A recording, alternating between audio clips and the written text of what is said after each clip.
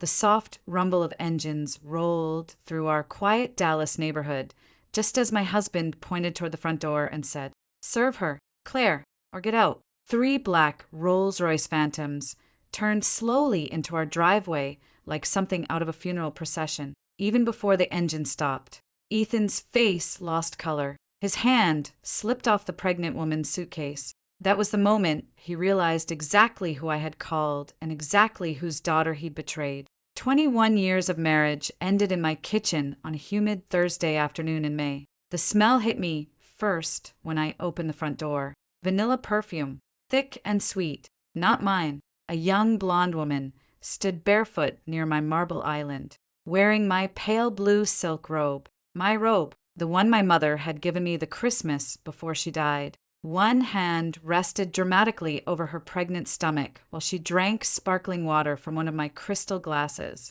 Upstairs, dresser drawers opened and slammed shut. Then Ethan appeared at the top of the staircase, carrying two designer suitcases. For a second, my brain refused to understand what my eyes were seeing. The twins started crying in their carriers beside me, sharp little cries echoing against the high ceilings. Sweat clung to the back of my neck.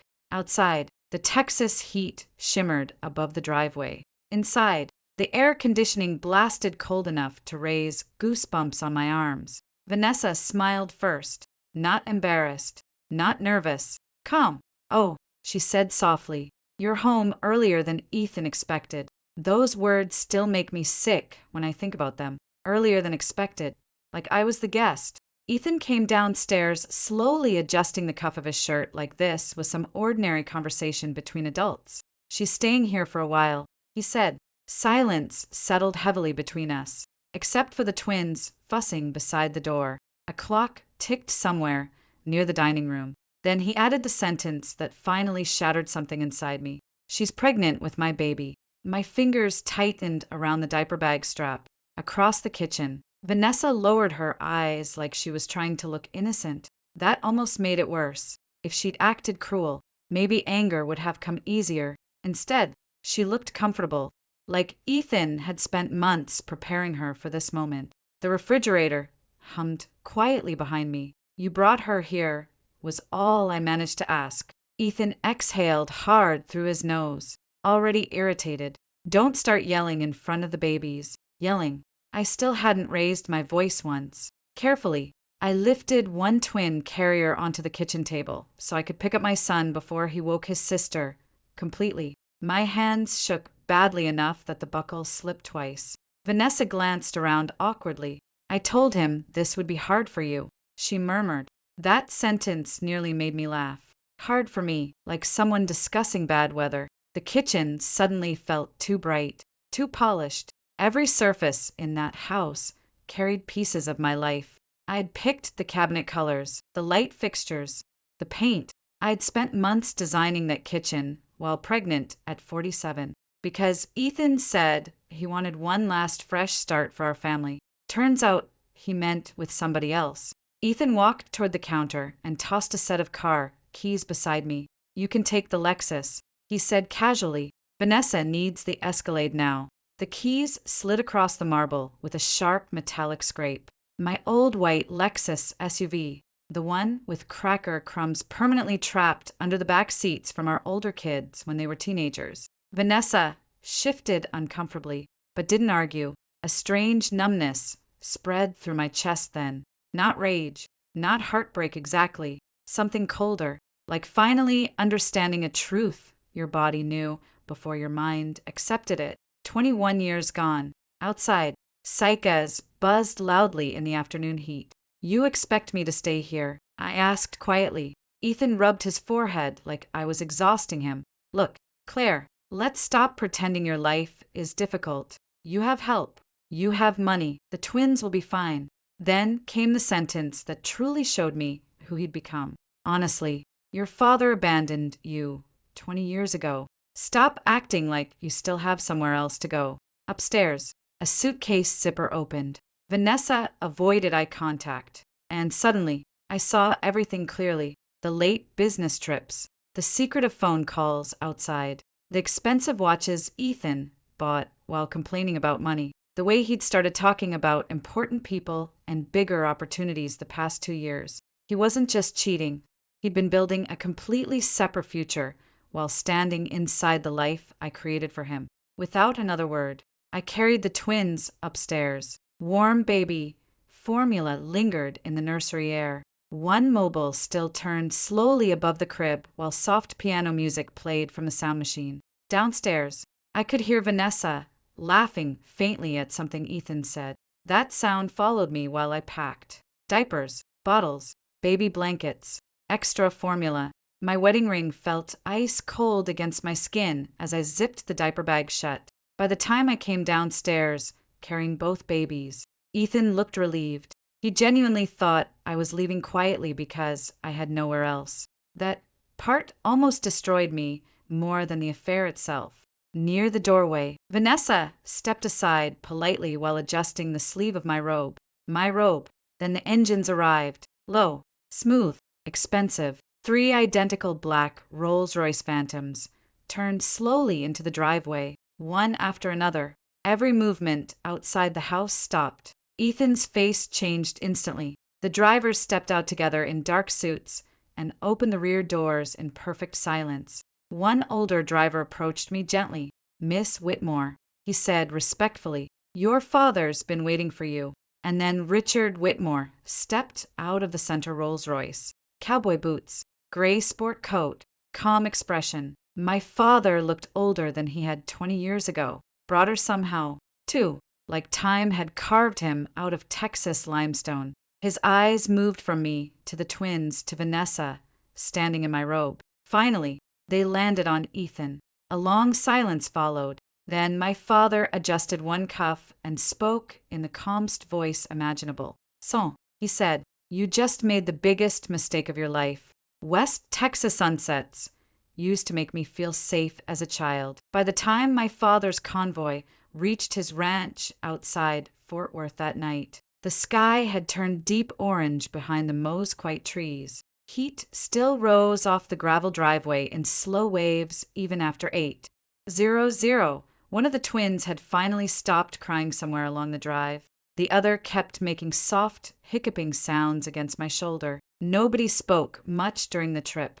My father sat across from me in the rear cabin of the Rolls-Royce, hands folded loosely over his knees, staring out the window most of the time. He never once asked what happened inside that house. He already knew enough. The Whitmore Ranch looked almost exactly the same as it had 21 years earlier when I drove away from it in tears to marry Ethan Cole. White fencing stretched across rolling land. Horses grazed near the west pasture. Warm lights glowed from the massive limestone house at the center of the property.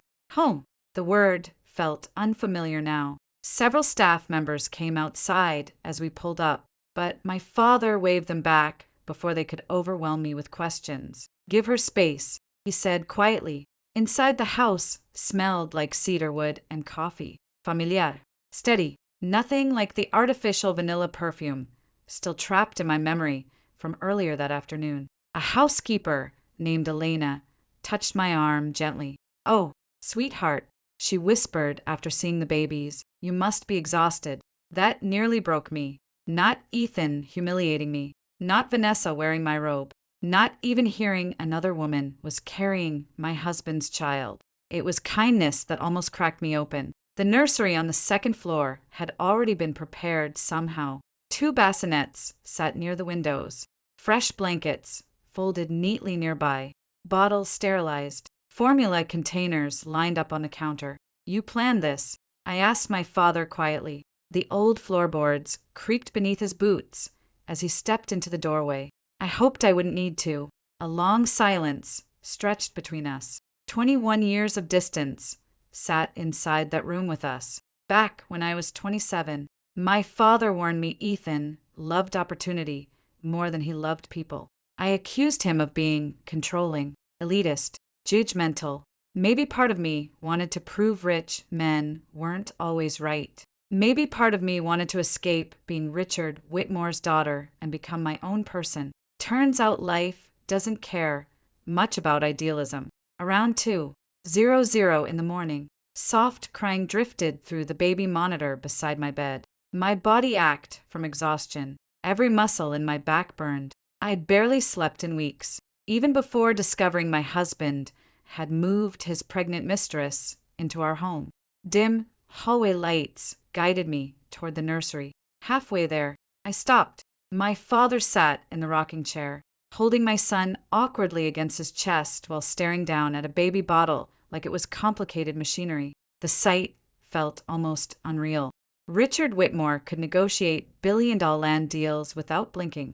Governors returned his phone calls within minutes. Men twice his size turned nervous around him. But there he sat at 2:15 in the morning, wearing reading glasses and struggling to burp a 3-month-old baby. The baby spit up on his shoulder. My father looked mildly offended by it. For the first time in nearly 24 hours, a laugh escaped my throat. Quiet, tired, but real. His eyes lifted toward me. "There she is," he said softly. "Your son appears to have declared war on my jacket. You're holding him too low." "That's so." I walked over and adjusted the baby gently against his shoulder. My father watched carefully, trying to memorize the movement. "You used to do this with me?" I asked. Something flickered across his face then. "Every night after your mother died." The room went still. I hadn't expected that answer. Moonlight spilled across the hardwood floor, while my daughter stirred softly in her bassinet nearby. My father cleared his throat once. "You were colicky," he added quietly.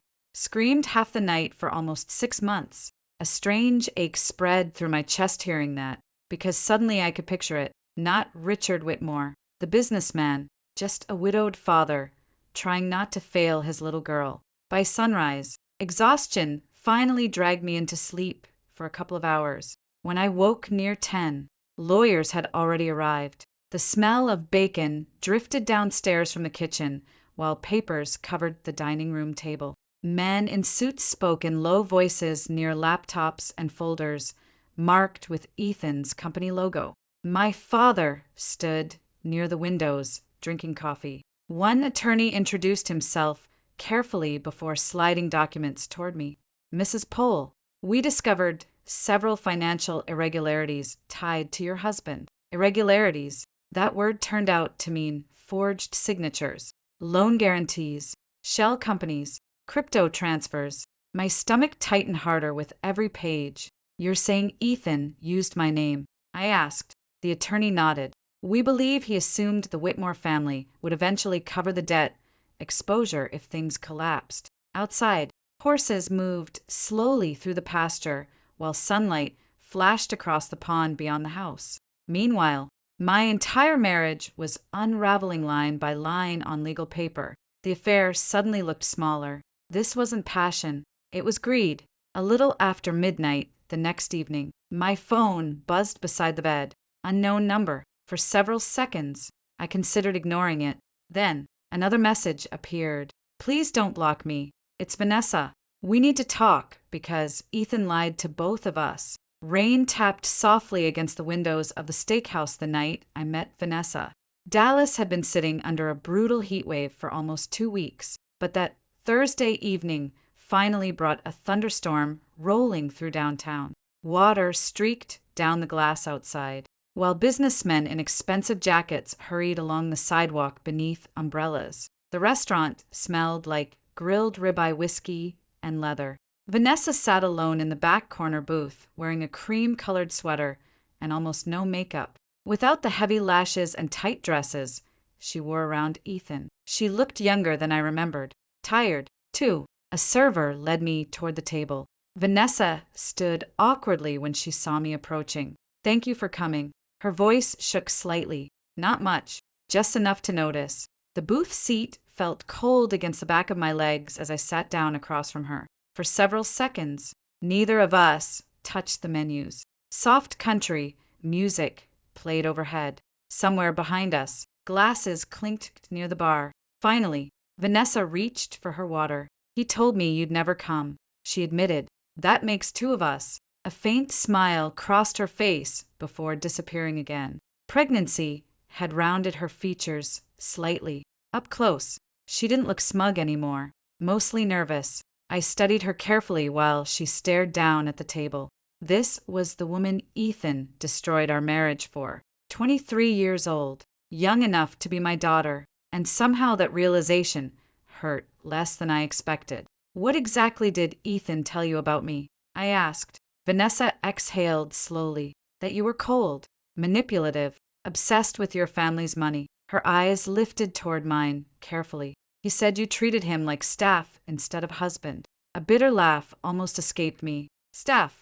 The man hadn't packed his own suitcase in 20 years. He also told me Vanessa continued quietly that your marriage had basically been over since your older kids left for college. Outside, thunder rumbled faintly through the city. I folded my hands together under the table to stop myself from reacting too visibly. You believed all that at first. She swallowed hard. Then things stopped making sense. The waiter arrived with bread, which neither of us touched. Vanessa leaned closer across the table. He talked constantly about money, she said. Not regular money, big money, connections, investors, land deals. She paused. He kept saying once the divorce was done, everything would change. The server poured water quietly into our glasses. Vanessa waited until he walked away before continuing. I thought Ethan owned more of the company than he actually did. A humorless smile tugged briefly at my mouth. So did Ethan. That finally got a tiny laugh out of both of us. Small, exhausted, sighed. Vanessa rubbed one hand over her forehead. You know those expensive watches he wore? Unfortunately, they were rented. I blinked. What? All of them? She shook her head slowly. There's some luxury subscription company in Plano. I found invoices hidden in his golf bag. Despite everything, a short, startled laugh escaped me. Not because it was funny exactly, because after weeks of feeling shattered, the absurdity finally cracked through the grief for 1 second. Ethan Cole, Mr. Big Executive, renting Rolexes. Vanessa reached into her oversized purse carefully. That's not the worst part. She slid a black notebook across the table. Not glamorous, just worn leather with bent corners. I opened it slowly. Pages of account numbers, crypto transfers, guide receipts, property codes, several shell companies connected to names I didn't recognize. Cold spread through my stomach. When did you get this? He got drunk one night and started bragging. Vanessa stared down at her untouched water glass, said he was smarter than everybody around him, said rich people stayed rich because they hid money where nobody could trace it. The restaurant suddenly felt too warm. You copied all this. He made me help him move some of it.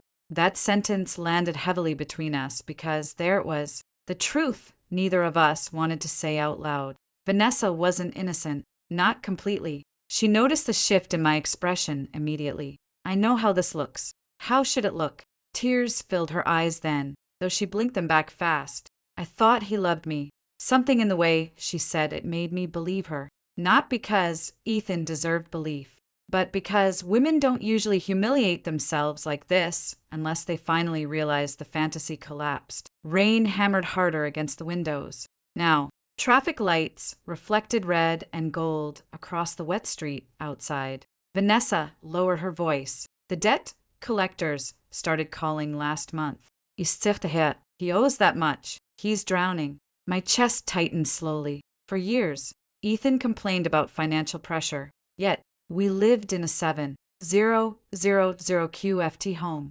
drove luxury SUVs, vacationed in Aspen, and sent our kids to private schools. I always assumed he was ambitious. Now, I realized he'd been terrified. Vanessa twisted a napkin between her fingers. He targeted my father's company. Too. What do you mean? He wanted supply contracts through us. Investors' access. Her face hardened slightly for the first time all night. I wasn't special, Claire. I was useful. The waitress arrived with steaks. Neither of us really ate. Outside, lightning flashed, white across the skyline. For several minutes, only the sound of silverware and distant conversation filled the space between us. Then my phone buzzed. A message request. Unknown sender. I opened it. My breath caught immediately. It was a screenshot from Ethan's social media. Black background, White text. Please respect my family's privacy during my wife's severe postpartum mental health struggles. Another post followed underneath. Marriage can become painful when someone refuses help. My vision blurred. There it was, the final humiliation. Not satisfied with cheating on me publicly, Ethan now wanted people believing I'd lost my mind after childbirth. Vanessa looked horrified, reading over my shoulder. Oh my God, around us. The restaurant carried on normally. Couples eating dinner. Bartenders polishing glasses. Country, music humming softly overhead. Meanwhile, my entire reputation was being quietly destroyed online. Back at the ranch later that night, I sat wrapped in a blanket on the porch while psyches buzzed in the darkness. My father stepped outside, carrying 2 mugs of coffee. He handed me one silently before sitting beside me. For a while, neither of us spoke. Then he said, quietly, "You spent 20 years protecting a man who never protected you once." Tears finally slipped down my face.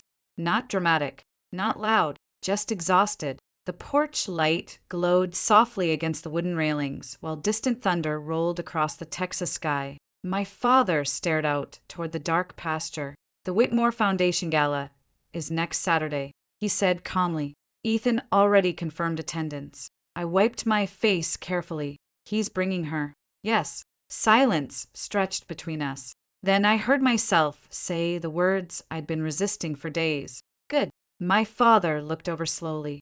For the first time since leaving my house, I met his eyes without looking away. "I'll be there, too." Crystal chandeliers reflected across polished marble floors as Dallas society filled the ballroom at the Adolphus. By 7:30, valet lines stretched halfway down Commerce Street.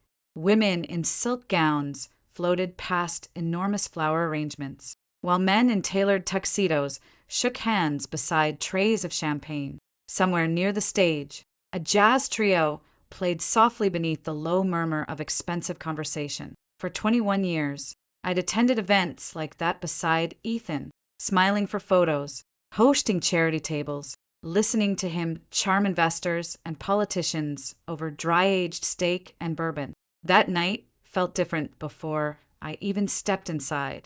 Rain earlier in the afternoon had cooled the city slightly. The sidewalk still glistened under downtown lights as my father's black Rolls-Royce pulled to the hotel entrance. One of the valets opened my door carefully. Texas air brushed cool against my skin as I stepped out wearing an ivory silk gown and my grandmother's diamond and sapphire brooch pinned near my shoulder. The same brooch every Whitmore woman wore at major family events. A quiet statement, not flashy, but recognizable to the right people. Camera flashes sparked immediately near the entrance. Not because of me, because Richard Whitmore almost never attended public charity events anymore. My father offered his arm. "You ready?" he asked. The lobby smelled faintly like roses and expensive cologne. Soft piano music drifted through the mezzanine, while guests turned subtly to watch us cross the room. Recognition spread almost instantly.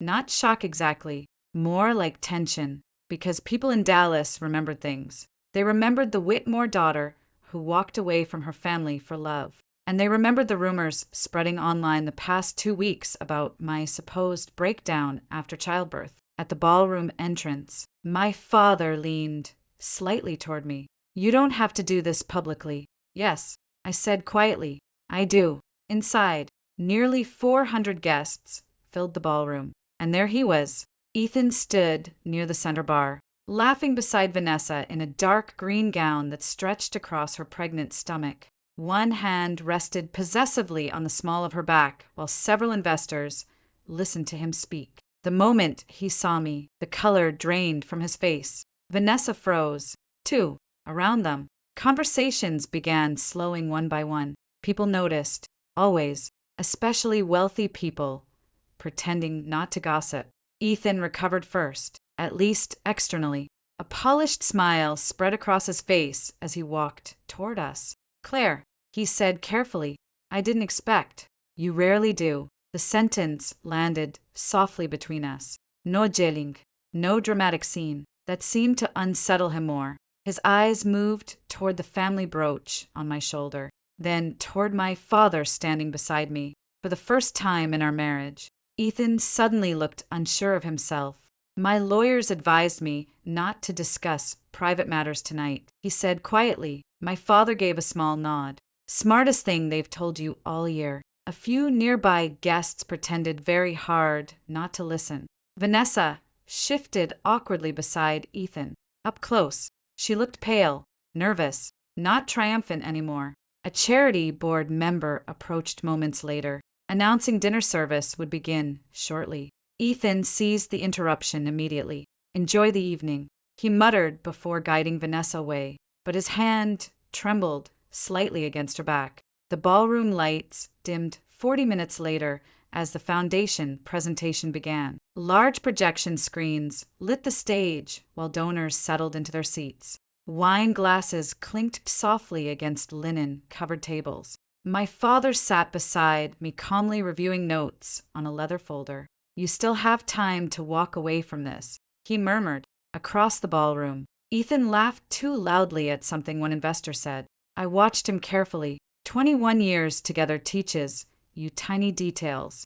The fake confidence, the jaw tension, the way he adjusted his cuff links when nervous. He knew something was coming.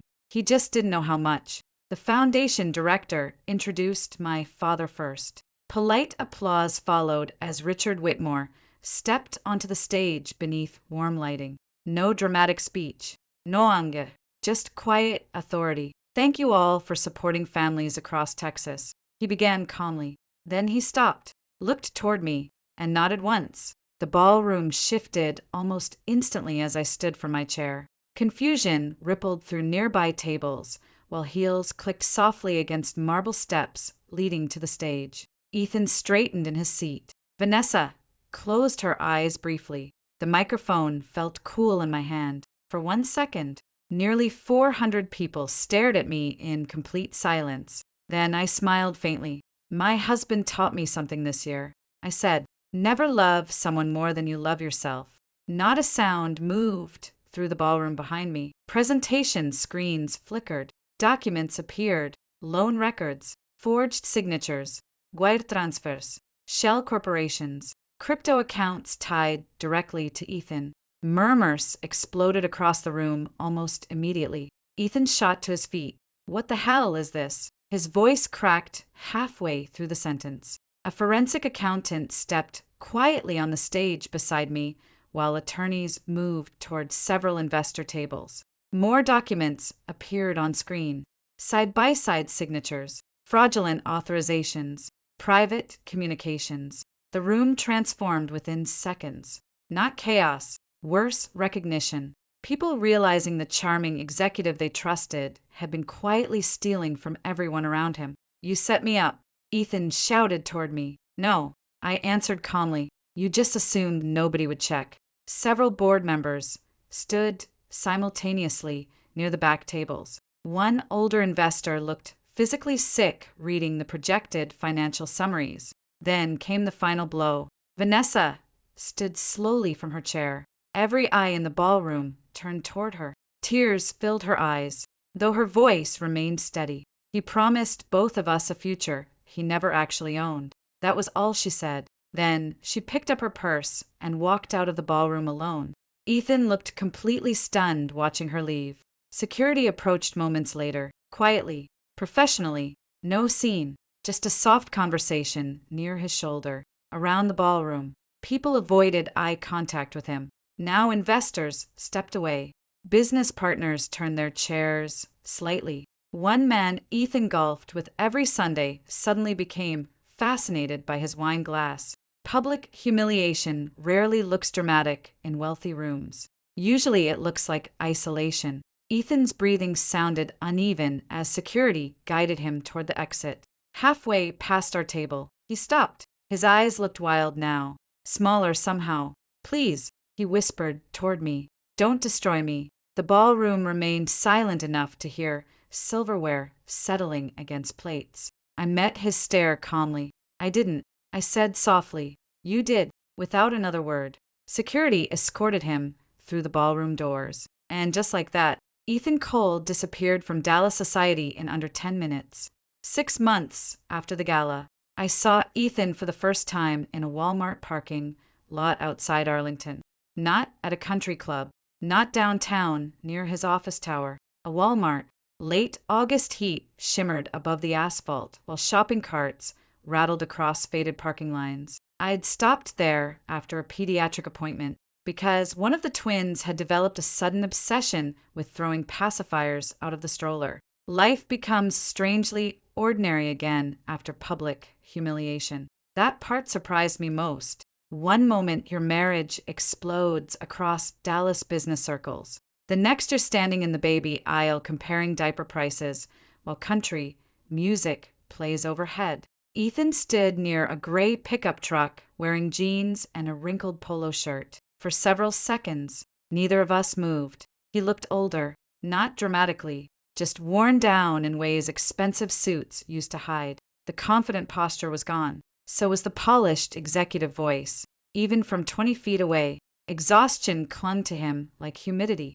A cart collector pushed rows of metal carts past us noisily. Finally, Ethan walked over slowly. Claire. The way he said my name sounded unfamiliar now. Softer. Careful. One twin babbled happily from the stroller, while his sister chewed on a rubber giraffe toy, completely unaware her father had detonated his own life 6 months earlier. You look well, Ethan said awkwardly. Texas wind carried the smell of hot pavement and gasoline between us. I'm sleeping more, I answered honestly. That almost made him smile. Almost. For a moment. We simply stood there beneath the brutal afternoon sun while traffic moved steadily around the parking lot. The silence no longer felt sharp, just sad. News of Ethan's collapse spread quickly after the gala. The fraud investigation widened within weeks. Investors filed lawsuits. Several contracts vanished overnight. A regional banking group quietly severed ties with his company after auditors uncovered forged documents connected to multiple accounts. In Texas, construction circles reputation matters almost as much as money. Once trust disappears, phones stop ringing. By October, Ethan had lost his executive position entirely. A month later, industry contacts started blacklisting him quietly behind closed doors. Nobody wanted their name attached to scandal involving fraud, hidden debt, and financial manipulation. The fall happened slower than people probably imagined. Not cinematic, not explosive, just one door closing after another until eventually there were none left. Vanessa disappeared before Thanksgiving. From what I heard through mutual acquaintances, she moved to Arizona briefly after learning Ethan's finances were far worse than he admitted.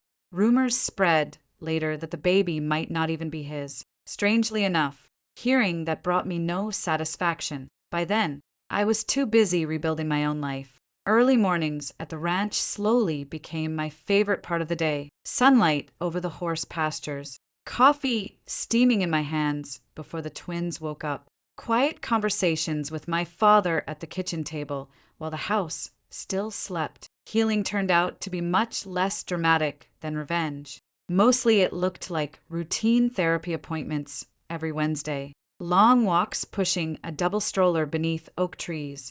Learning how to sit alone without feeling abandoned. Some nights were still hard. Around 3:00 in the morning when both babies cried at once. And exhaustion wrapped around my shoulders like wet concrete old memories crept back in. 21 years is a long time to untangle emotionally, especially when part of you still remembers the good years because there were good years once. That truth made recovery messier.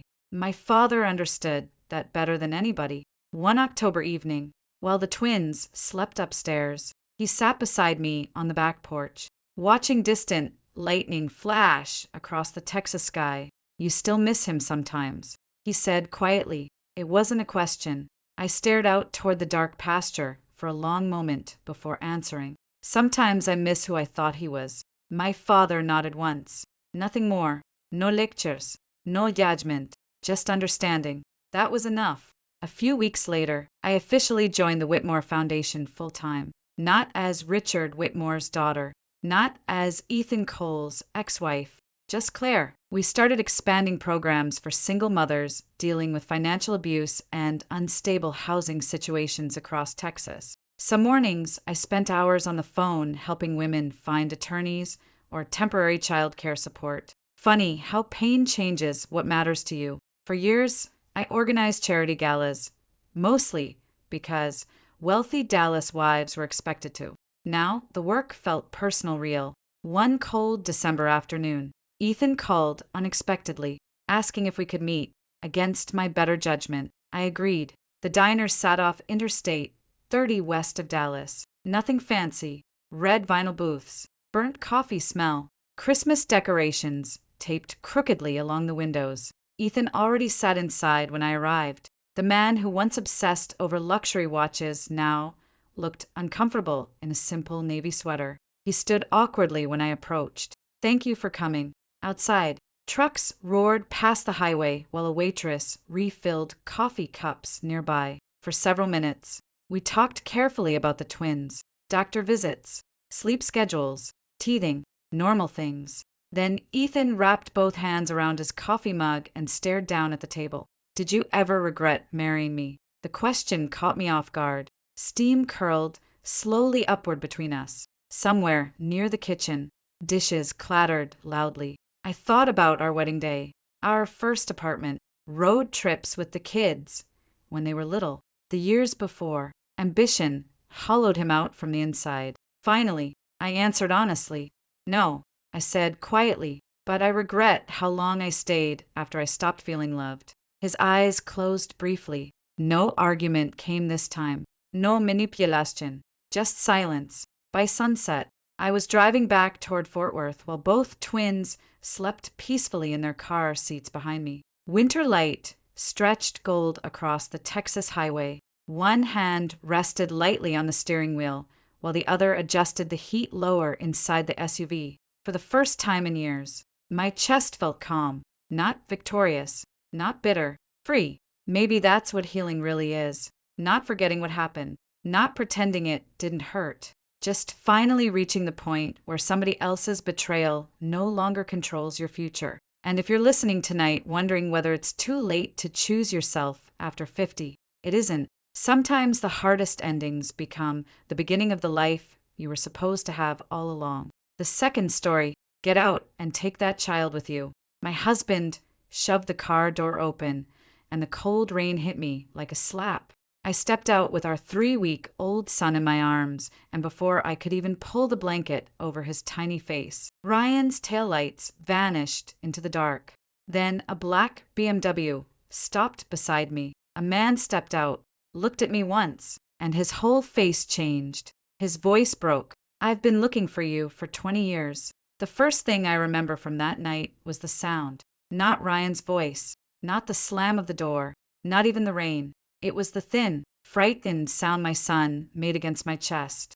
That small, breathless cry newborns make when cold air touches their skin too fast. For a second, everything in me stopped. My body was shaking so hard I could barely feel my fingers. But I wrapped both arms tighter around him and turned my back to the wind. The road was almost empty. We lived outside Harrisburg in one of those Pennsylvania suburbs, where houses sit back from the road behind wet lawns and maple trees, where every driveway has 2 cars and every family looks respectable, until you hear what happens after dark.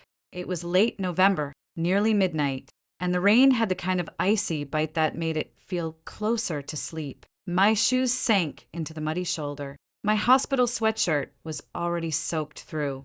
Ryan had left my phone in the car. He knew that he had seen me reach for it just before he shoved the door open.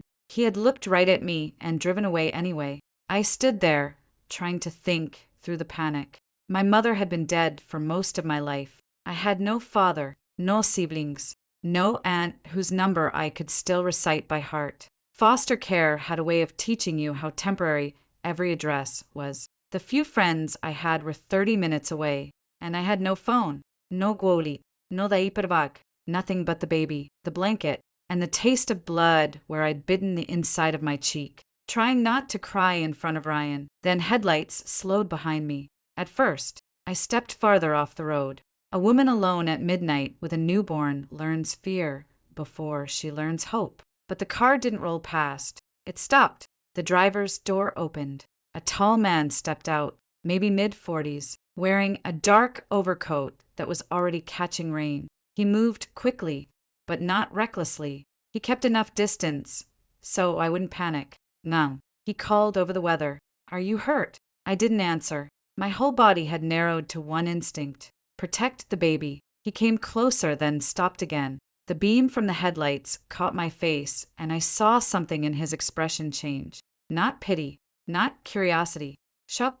His eyes dropped to the silver chain at my neck. The blanket had slipped, and with the small oval pendant that had belonged to my mother. For a second, he looked like a man who had seen a ghost. "That necklace," he said quietly. "Where did you get it?" My throat felt raw. It was my mother's. He took one slow breath, and when he looked at me again, there was something almost unsteady in his face. What was her name?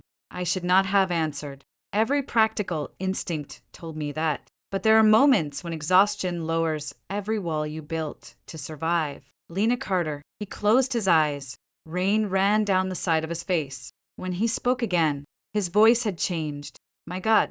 He took another step, then stopped himself. "I've been looking for you for 20 years. For a second, I honestly thought I might faint. I tightened my grip on my son and backed away. I don't know you." "No," he said immediately. "No, of course you don't." He lifted both hands slightly, palms open. "My name is Daniel Mercer. I was a friend of your mother's. I'm not asking you to trust me right now, but your baby is freezing and you need to get him warm." My son whimpered again, and that sound cut through every other thought. He was right. I hated that he was right. Daniel moved with careful calm. He opened the back door of the BMW and stepped away so I could see the back seat.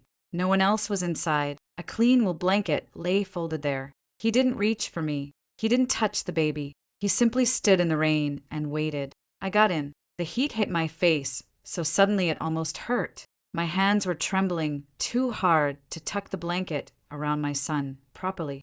Daniel climbed into the driver's seat, turned the heater higher, and pulled away from the road. "Nearest ER is 12 minutes, he said.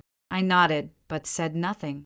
For the first few minutes, only the windshield wiper spoke. My son began to settle against me, his breathing growing less sharp. I watched every movement Daniel made, the way he checked mirrors, the way he kept both hands on the wheel, the way he didn't try to fill the silence with comforting nonsense. Finally, I asked, "How do you know my mother?" He stared ahead for a long second. "I knew her 20 years ago, he said, "and I owe her more than I can ever repay."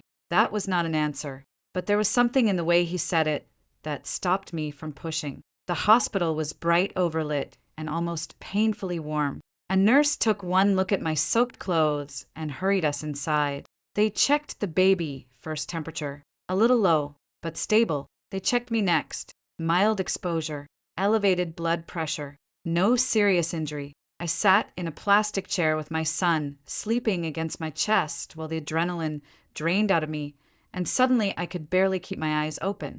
Daniel stayed outside the exam room.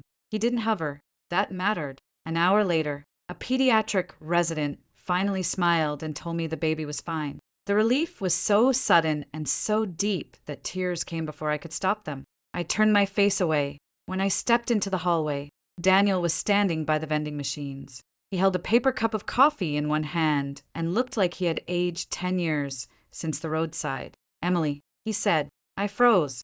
I had not told him my name. He saw it in my face. "Your bracelet," he said quietly, nodding toward the hospital band on my wrist. I looked down and felt foolish. He set the coffee aside. "There's something you need to know," he said. My stomach tightened. 20 years ago, your mother called me for help. She told me she was leaving. She told me she was taking you with her." He swallowed. "I told her I'd come."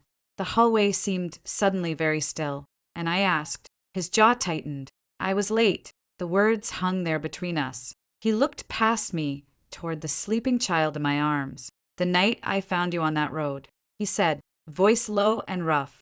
I saw the same rain, the same fear, and for 1 second, it felt like God had put me back in that night and told me I had one chance not to fail again. I couldn't speak. My son shifted in his sleep. Then Daniel looked back at me, and there was something heavier in his eyes now, something almost like dread. And Emily, he said, your husband didn't just abandon you tonight. He paused. He reminded me of the man your mother was trying to escape. The words stayed in the air long after Daniel said them, and for a few seconds, I simply stood there with my son asleep against my chest, listening to the low mechanical hum of the hospital at 2:00 in the morning. Somewhere down the hall, a nurse laughed softly. A cart rolled past. Fluorescent light washed everything flat and pale. Ordinary sounds, ordinary light.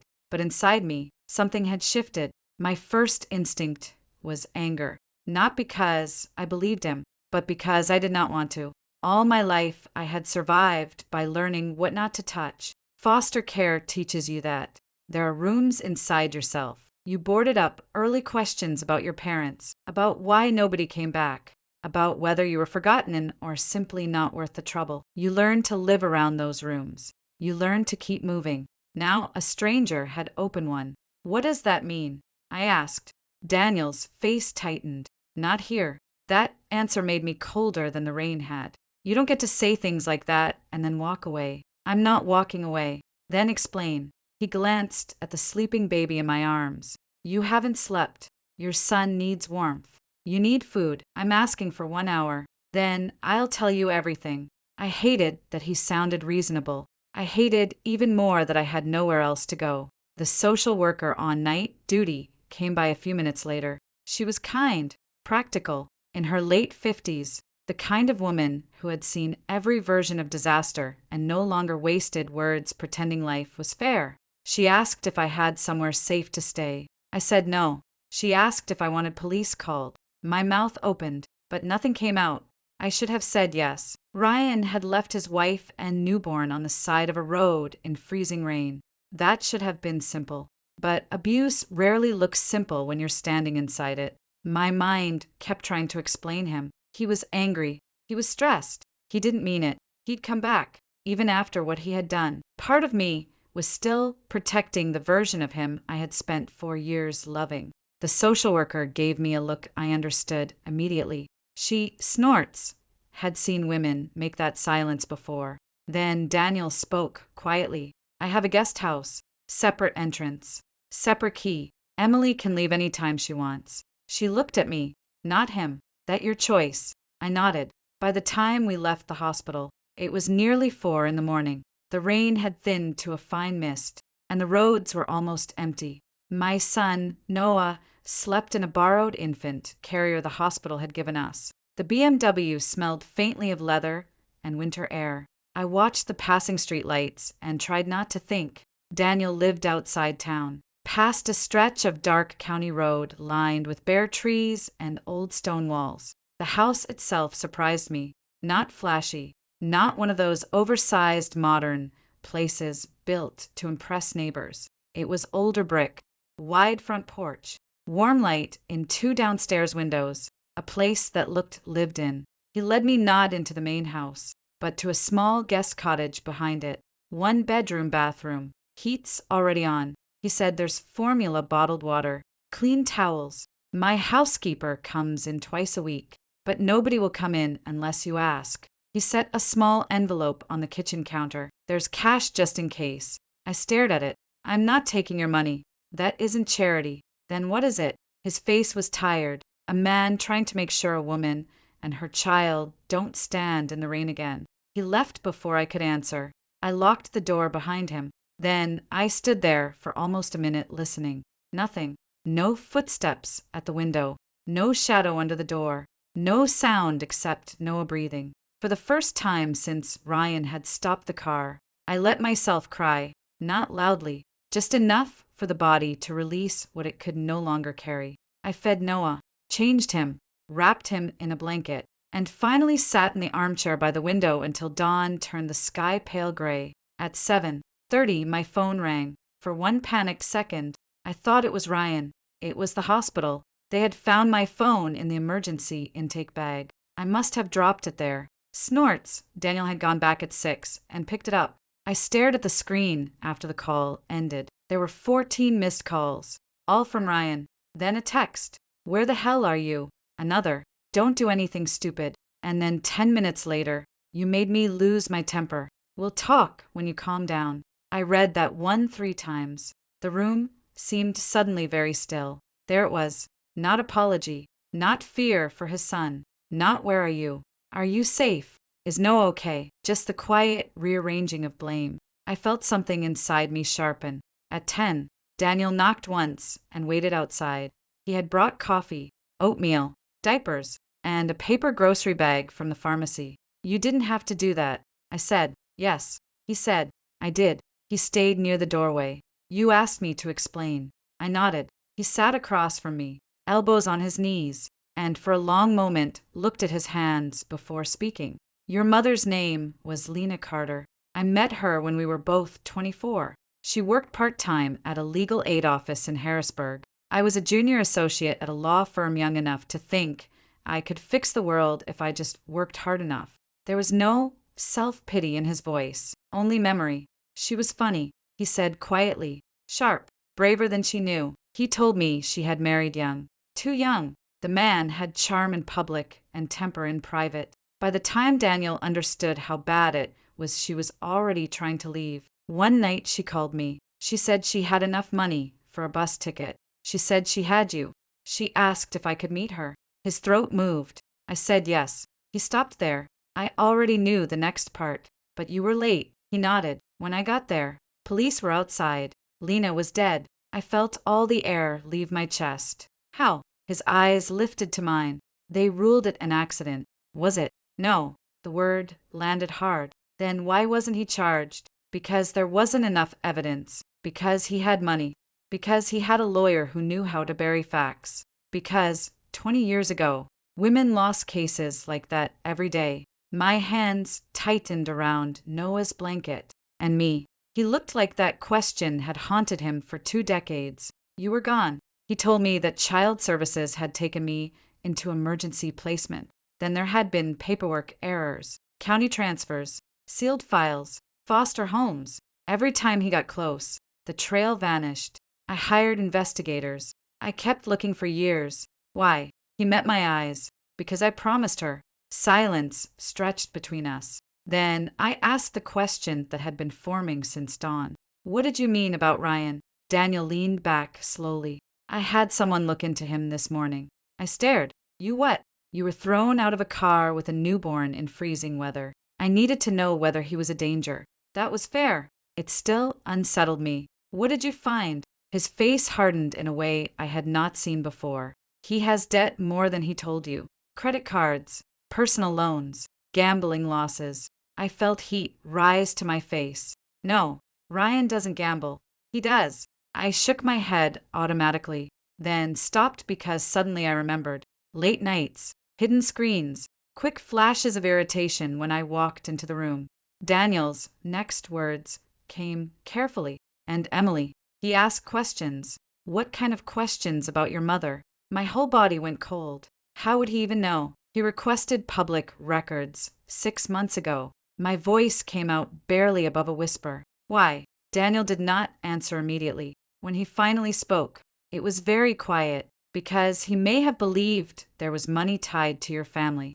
I stared at him. Noah stirred in his sleep, and for the first time since that night on the road, a worse thought entered my mind. Maybe Ryan hadn't just stopped loving me. Maybe he had been waiting for something. There is a particular kind of silence that follows betrayal, and it is not loud or dramatic. It does not crash through the walls. It settles.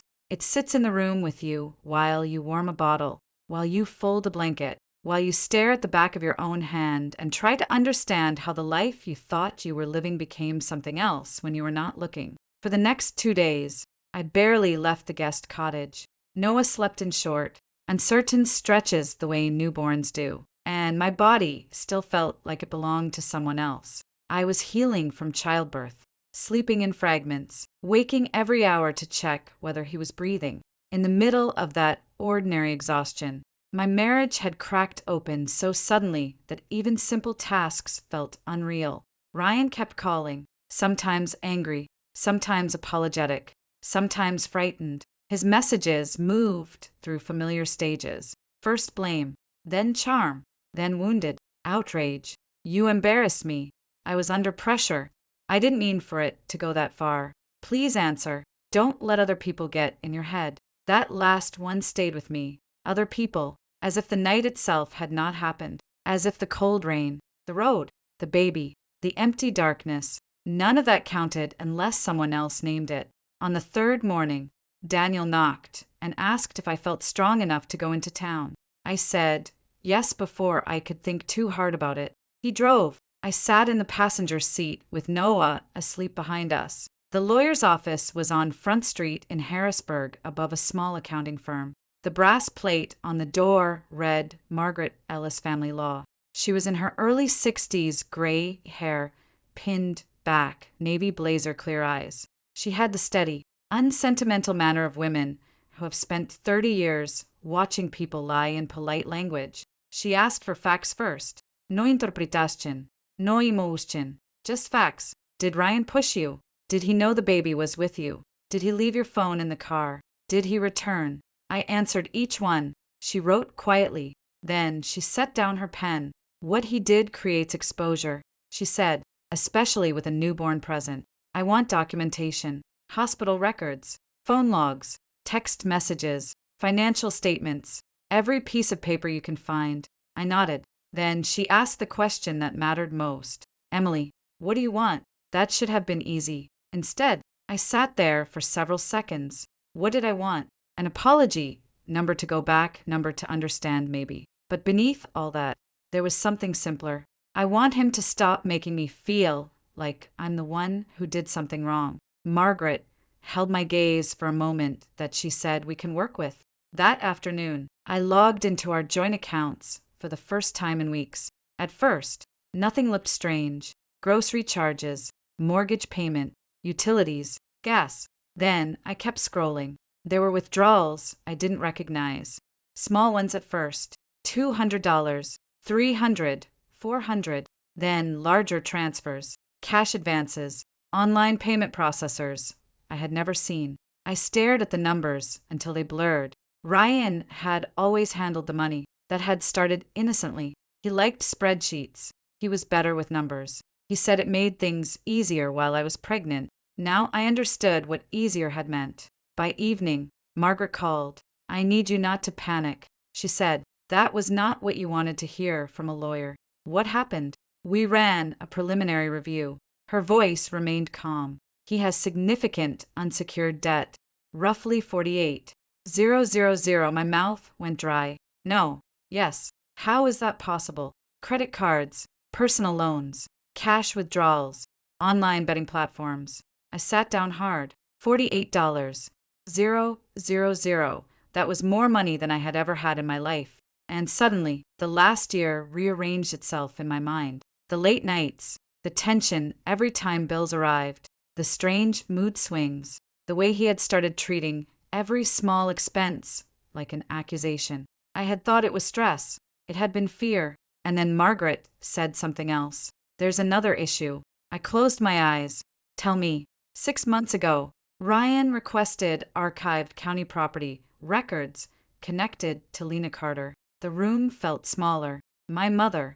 Yes. Why? That, she said, quietly is what we need to find out. That night, I sat across from Daniel at the kitchen table in the guest cottage while Noah slept in a bassinet beside us. He had brought takeout from a small diner, turkey, sandwich, soup, coffee, normal things, human things. I had barely touched mine. Did my mother own something?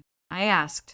Daniel folded his hands. Not exactly. Then what? He exhaled slowly. When Lena died, there was a civil claim pending. What kind of claim? A wrongful death action connected to her husband's business. I stared at him. You said the case was buried. The criminal case was. The civil matter never fully disappeared. He paused. There was a property interest, a small parcel outside Dauphin County. Not worth much then.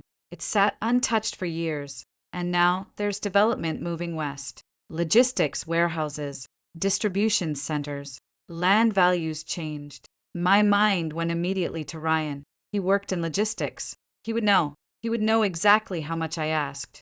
Daniel hesitated. I don't know exactly. but enough for someone desperate to care. I looked down at my hands. All at once, I remembered little things I had ignored. Ryan asking whether I had ever looked into my family history. Ryan offering to help me request sealed records, just in case. Ryan asking if my mother had left jewelry paperwork deeds.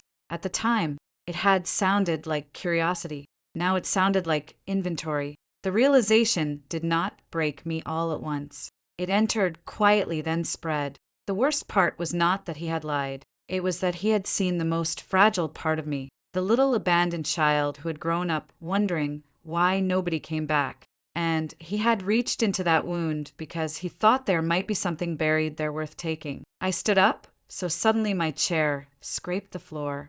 I need air. Outside, the November night had turned clear and hard. The rain was gone. The cold had sharpened. I stood on the back porch breathing until the air hurt.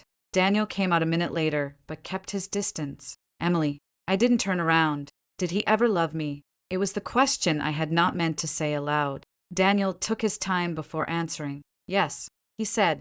That surprised me enough to make me look at him. You think so? I do. Then, how does someone do this? He looked past me out into the dark yard. People don't always become cruel because they never loved. Sometimes they become cruel because fear, greed, and weakness finally grow larger than whatever love they had. I stood there with that. Then my phone buzzed. A text from Ryan. She'll sign whatever I put in front of her. She always does. For 1 second, I didn't understand. Then I saw the forwarded note from Margaret. She had intercepted it. It had been sent to another number, probably the woman he was sleeping with. My whole body went still. There it was. No guilt, no confusion, no regret, only certainty. He thought he already knew how this would end. I read it once more, then locked the screen. And for the first time since the night he left me in the rain, I felt something steadier than grief. I felt anger, cold, clean, useful. Anger, when it finally settled in me, did not feel hot. It felt precise. For nearly a week after Margaret forwarded Ryan's text, I said very little. That surprised Daniel at first. He had seen me frightened, shaken, exhausted. Now he watched something quieter happen. I stopped reacting and started paying attention. Every morning, I fed Noah, changed him, walked the length of the small guest cottage while he slept against my shoulder. Then I sat at the kitchen table with coffee gone cold beside me and went through documents, bank statements, credit card records, insurance papers, tax returns, phone logs. The rhythm itself studied me. One page after another, one fact after another. Numbers had no charm. They did not apologize. They did not rewrite memory. Margaret called every other day. Don't confront him yet, she said. Let him keep talking. People who think they're still in control often hand you the rest. She was right. Ryan kept texting. At first, he was angry that I had not come home. Then, he became strategic. Then, almost tender. We need to think about Noah. I know you're emotional right now. You don't have to make this ugly. That word stayed with me. Ugly. As if being thrown onto a road with a newborn had not already defined the word. By the second week, Margaret had built the first clear picture. Ryan's gambling losses were real. The affair was real, too. A woman named Melissa Grant, 32, worked with him at the logistics firm in Carlisle. Their messages were not romantic in any meaningful sense. They were practical, transactional, impatient plans, complaints, money. He had been borrowing against future paychecks. He had used one of our credit cards to cover cash advances. And 3 months before Noah was born, he had quietly downloaded forms for legal separation. I read that line twice. 3 months before our son was born, while I was buying diapers, while I was choosing paint for the nursery, while I was lying awake at night, wondering whether I would be a good mother. That evening, Daniel found me sitting at the kitchen table long after dark. He did not ask what was wrong. He simply sat down across from me. He planned it, I said. His face stayed still. Yes, I keep going back, trying to figure out where I missed it. You didn't. I should have. No. His voice was gentle, but firm enough to stop me. Trust isn't stupidity, Emily. It's what decent people offer before they have a reason not to. That sentence stayed with me. The meeting with Ryan happened 3 days later. Margaret wanted it, not because she thought reconciliation was possible, but because she wanted to hear how he would frame the story when he still believed I was vulnerable. He chose a coffee shop just outside Mechanicsburg, neutral ground, public enough to look civilized. I arrived 10 minutes early with Noah asleep in his carrier. Margaret sat 2 tables away, reading a newspaper. Ryan did not know she was there. He walked in wearing the gray wool coat I had bought him 2 Christmases earlier. For a second, I saw the man I had loved. Then I saw the hesitation in his eyes when he noticed I was calmer than he expected. He sat down. You look tired. That was his opening. Not are you okay? Not how's Noah? You left your wife and newborn in freezing rain. I said quietly, that's where we start. He exhaled sharply and rubbed his jaw. I knew you'd make it dramatic. There it was again. Reality reframed as emotion. I lost my temper. He said, I didn't think. No, I said you didn't. He looked down for a moment, then leaned forward. Emily listened to me. We were both under pressure. We've both been miserable for months. Then why didn't you leave before? He blinked. That landed. Because he said carefully, I was trying to hold things together. For who? His eyes hardened slightly. You want honesty. Yes. You haven't been yourself since the pregnancy. Everything became about the baby. Every conversation was stress, bills, sleep, fear. I felt like I was drowning. That would have hurt me once. Now, I simply heard a man explaining why his own suffering mattered more than the people who depended on him. And Melissa, I asked. He froze. A very small thing, but enough. What are you talking about? I held his gaze. You tell me. His shoulders shifted. There it was. Calculation. He was reworking the map. Okay, he said at last. I made mistakes. How long does that matter now? Yes. He looked past me. About 6 months. Noah stirred in the carrier. I felt my chest tighten, but my voice stayed level and the separation papers. His eyes snapped back to mine. For the first time, genuine alarm. How do you know about that? I almost smiled. That was the moment he understood something had changed. You thought I'd sign whatever you put in front of me. I said. He went very still. I never said that. Yes, I said. You did. He opened his mouth, then closed it. Silence spread between us. At the next table, Margaret folded her newspaper once slowly. Ryan saw her. His face changed. You brought a lawyer. I brought truth. He stood up too fast. Jesus Christ. Emily, what are you doing? No, I said. What did you do? His voice dropped. You want to ruin me. Number. I looked at him steadily. I want you to stop pretending I ruined myself. Margaret came over then calm as winter. Mr. Carter, she said, from this point forward, all communication goes through counsel. He stared at her, then at me, and for the first time since the night of the rain, I saw fear, not anger. Fear. He sat down again. What do you have? Margaret did not answer immediately. She opened a folder and laid out copies. Bank withdrawals, credit records, phone logs, the hospital intake report, and finally the text message. She'll sign whatever I put in front of her. He looked at the page, and all the color drained out of his face. My God, he said. He wasn't speaking to us. He was speaking to himself. The version of himself who had assumed no one would ever gather the pieces. Then he looked up at me.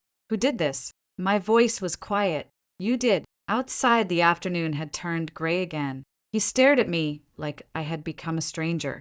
Maybe I had. When I stood to leave, he said my name once, not loudly, just once. I turned.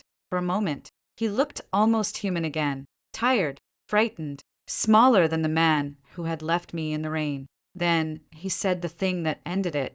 You don't understand what this will cost me. I looked at him for a long second. Then I said, now you do. That night, back at the guest cottage, Daniel was waiting by the porch. He knew from my face that something had changed. How did it go?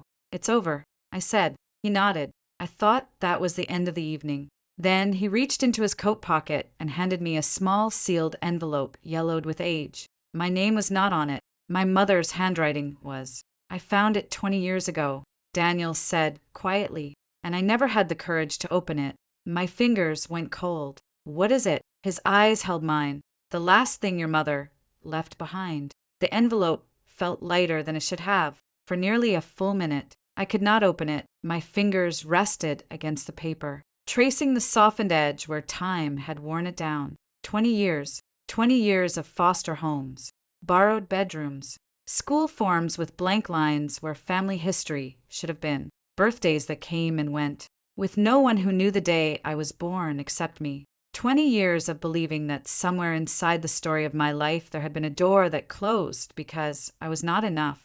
Now that door was in my hands. Daniel stood near the porch rail, giving me space. He did not speak. Neither did I. Finally, I broke the seal. Inside was one folded sheet of paper. The handwriting was steady at first, then thinner toward the bottom. Emily, if you ever read this, it means I did not get far enough. I stopped breathing. I read it again, slower. I want you to know one thing before anything else. I did not leave because I stopped loving you.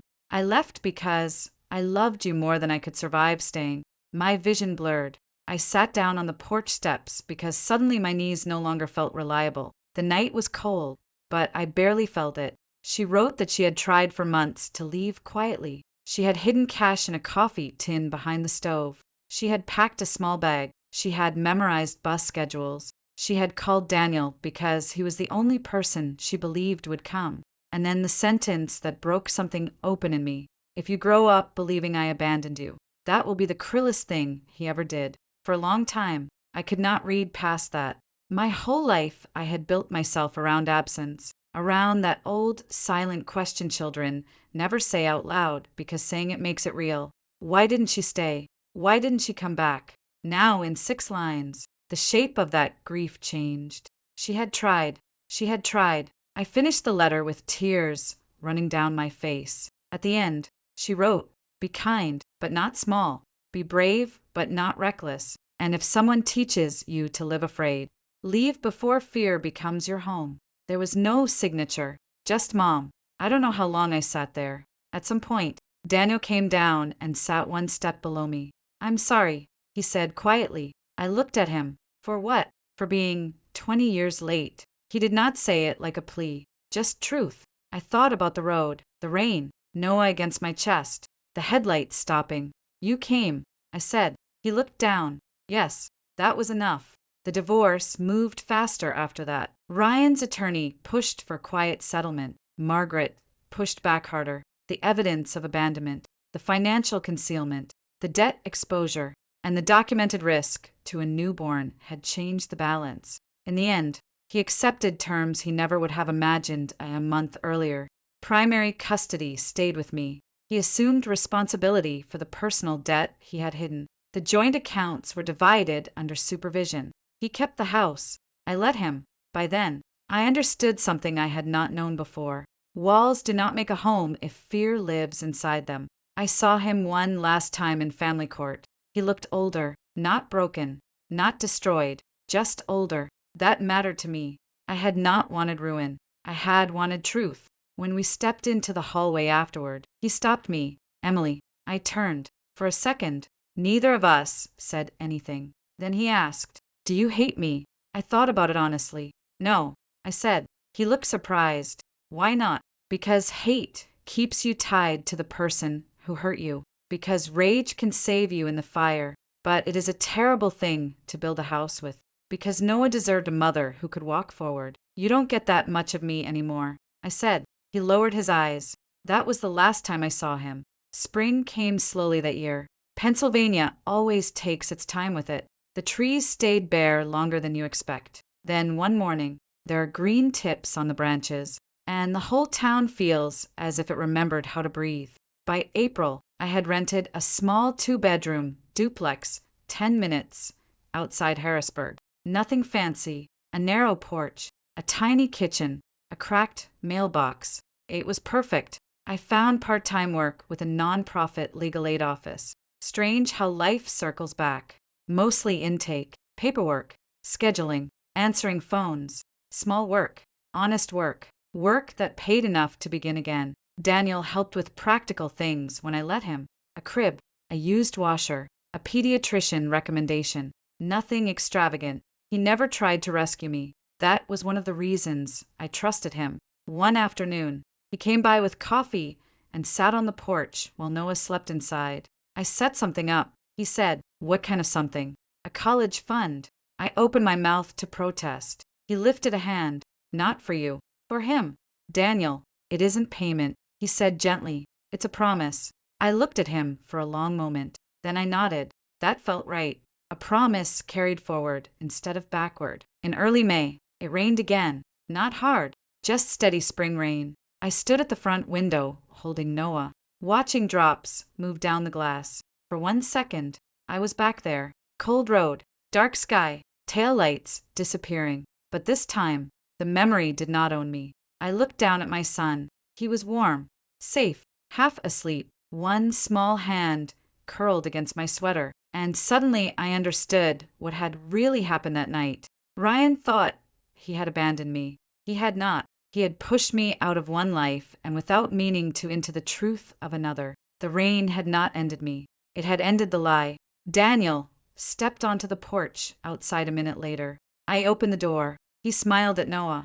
Then he looked at me. "You all right?" I looked past him at the rain, then back at the warm little house behind me.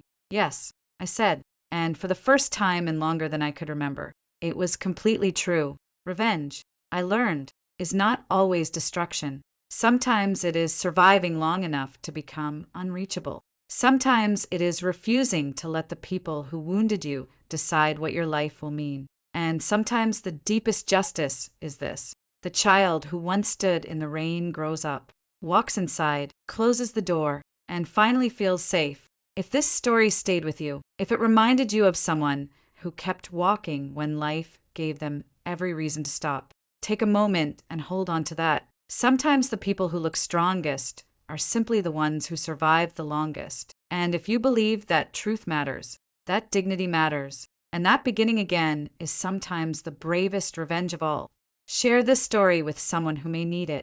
Thank you for listening. If you'd like more stories like this, I'd be honored to have you here again.